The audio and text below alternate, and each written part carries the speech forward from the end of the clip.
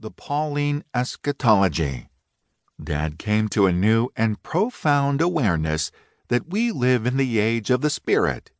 A constant theme of Dad's preaching that fall was that, since the Spirit has been poured out on us, we can be daring just like the first church in Acts. The Spirit makes dry bones come alive. See Ezekiel chapter 37, and pours out rivers of living water. See John chapter 7, verses 37 through 39. Dad saw vividly that the Spirit makes Christ continually present in our hearts and lives. I remember sitting in the pew of Mechanicsville Chapel that fall, listening to Dad preach and thinking, you can't be that excited about Jesus and not have God do something big. And sure enough, that's what happened. Because of Dad's newfound confidence in the Spirit, he began to take prayer more seriously. Studying the books of Luke and Acts helped him to see the deep connection between prayer and the Spirit's work. For most of the 1980s, Dad hosted a weekly 4-hour prayer meeting in his living room in Jenkintown, Pennsylvania. This change in him was as profound as his conversion from atheism had been. A whole kaleidoscope of new habits and ways of loving people emerged from that time. Jill became just one of countless broken people who were living in our home or just hanging out. Our home, and later New Life Church, became multicultural, not because Dad set out to make them that way, but simply because he was multi-love. There was Larry, whose mind was burned out by drugs. Babs, who struggled with physical and mental disability. Charlie, who battled alcohol and drug addiction. And Lois, who hung out with a biker gang. What was Dad's secret to connecting with people? Jill reflected. He enjoyed me for who I was. Dad had always been bold, but now he became even bolder.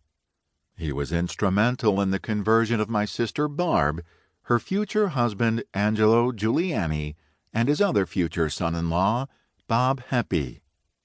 Remarkably, he led 3 of his children's spouses to faith.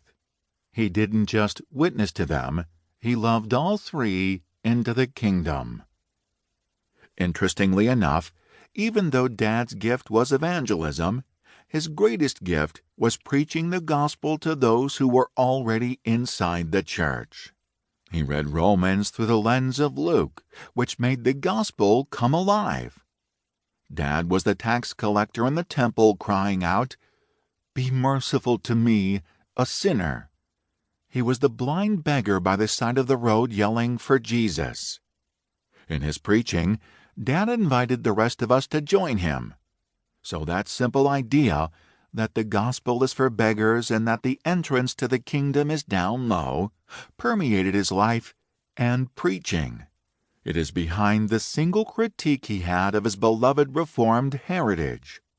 We have created this wonderful castle of grace, but someone forgot to put in a door. I agree with Michael Graham that my dad is the unsung pioneer behind the gospel movement that has been so influential in the Reformed and wider church since 1990. Much of his own influence on that movement was indirect and came through people he had inspired, such as the author Jerry Bridges and the pastor and author Tim Keller. But much of it was direct and came through his Sonship course. And while those who are familiar with the Shepherd controversy at Westminster Seminary may be tempted to think that it was a side note in Dad's life, it was actually quite pivotal, because by the early 1980s it had refocused Dad on the doctrine of justification by faith. Rediscovering the present application of justification by faith became the principal cornerstone of the Sonship course. My father was a great man. He gifted me with his love of the gospel, the church, and the word. But his singular gift